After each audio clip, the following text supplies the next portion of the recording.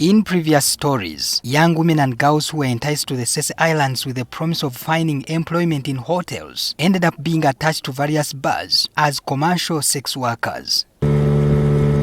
However, we visited various bars on the islands at night to observe how the prostitution ring is run. At one bar, music is booming out of the speakers, putting the revelers in the mood to drown their sorrows in alcohol. The bars at the landing sites are well lit to entice clients to enjoy the nightlife. We sat at a fireplace outside the bar. Using secret cameras, we filmed the revelers. As the atmosphere gets livelier, some girls come to hang out with the tipplers at the fireplace. Inside the wooden bar, other girls make sure their presence is felt in an explicitly sexual manner. The girls moving back and forth, serving drinks. They are dressed in tight-fitting clothing and short skirts. The purpose of recruiting these girls is to attract male customers to the bar. However, they end up being sex workers. The bar owner allocates a room to each girl where she takes a client for sex. The girl pays a fixed amount of money to the bar owner.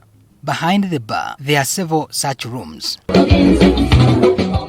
In one night, a girl can have sex with 5 men, and this would mean earning more money. However, visitors to the island who come to the bar take the girls to hotels or lodges. One of the revelers engaged the manager of the bar for a girl. He is told to pay 20,000 shillings before he's given a girl.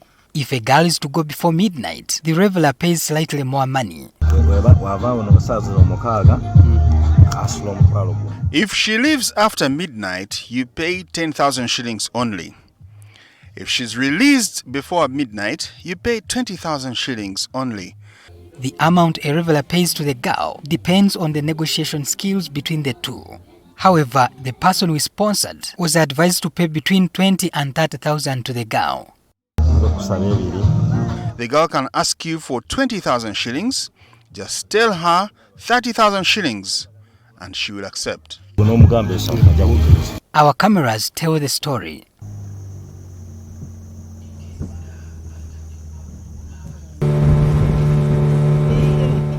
We also explored what happens during the day at some bars. Girls wander around looking for clients.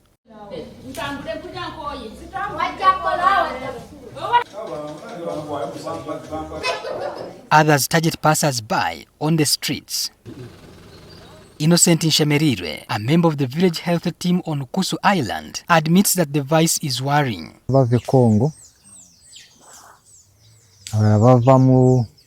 Some came from Congo. Others came from refugee camps like Rwamwanja. Currently, there are about 30 in number on the island. However, he expressed how challenging it is to fight this practice, especially among girls who have reached the age of consent. The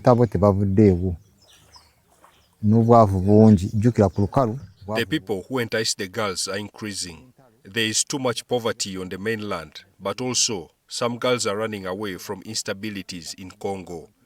We should arrest bar owners and punish them. We should also force them to return the girls to their homes. We need to get in touch with their parents because most of them are willing to come for their girls and return them home.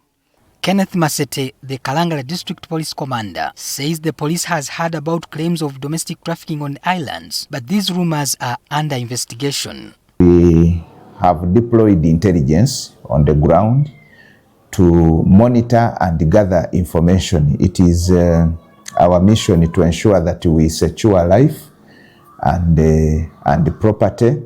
Much as nobody has come to complain to us, it is still pertinent that we take responsibility to ensure that such a vice is stopped. Some girls brought to the island lie to their parents that they are out of the country working as domestic workers. Those who tell their parents that they are working on the islands do not describe the kind of work they do. In Section 3 of the Prevention of Trafficking in Persons Act of 2009, a person who recruits, transports, harbors, or receives a person for the purpose of exploitation or engaging that person in vices such as prostitution commits an offense and is liable to imprisonment for 15 years and a fine of 1,000 currency points, equivalent to 20 million Uganda shillings. It is yet to be seen if the traffickers on the Sese Islands will face the full brunt of the law after the police conclude their investigations. Patrick Ssenyondo, NTV.